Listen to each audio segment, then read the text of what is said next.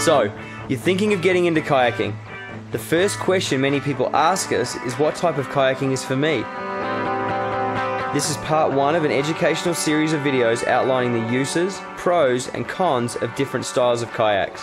For this video, we are looking at whitewater kayaks versus crossover kayaks. The first question we ask people in the shop is, from your experience to date, what does your perfect day on the water in a kayak look like? This may seem challenging if you are completely new to paddle sports. With these videos, we aim to help you answer this important question. Hey everybody, it's Liam Fournier with Aquabatics, and today we're talking about the different types of kayaks, crossover and whitewater. The first question we have to ask ourselves when picking a kayak is what we're going to be doing with it 80% of the time. If we can pinpoint that, then we can narrow your selection down to less than a handful of boats. Then it just comes down to comfort and a few key performance features.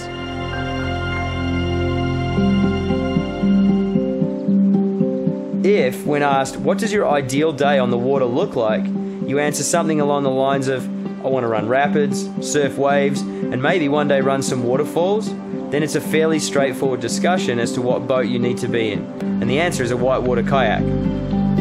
Whitewater kayaks come in various shapes and sizes, though all share the common thread of being maneuverable, short, generally under 9 feet, and have enhanced outfitting to deal with the safety requirements and the rigors of being in a dynamic whitewater environment.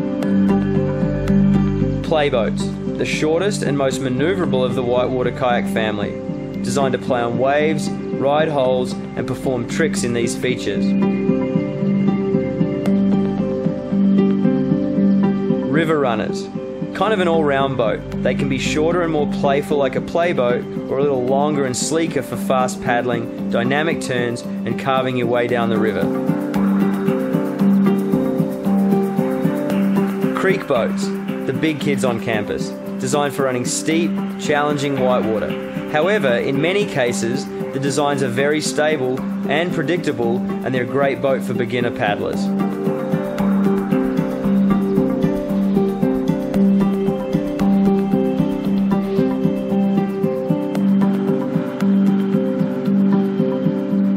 If, when asked, what does your ideal day on the water look like, your answer is something along the lines of, well, I want to run some small rapids maybe, though not really big rough whitewater, and I'd like to maybe paddle on some lakes, maybe fish a little bit, do a little camping from my boat, or a variation or combination of that answer, then a crossover style kayak might be what you're looking for.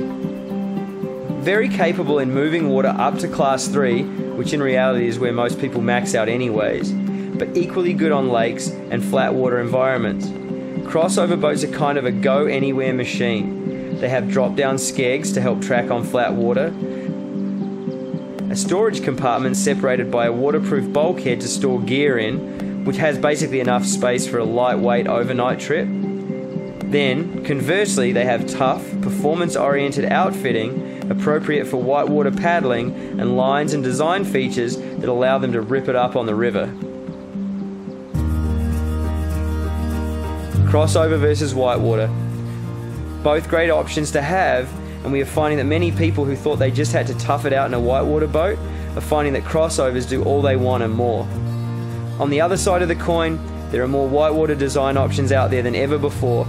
So whether you want to park and play, shred your local class 2-3 river in a fast, fun boat, or run waterfalls, there is an ideal option for you.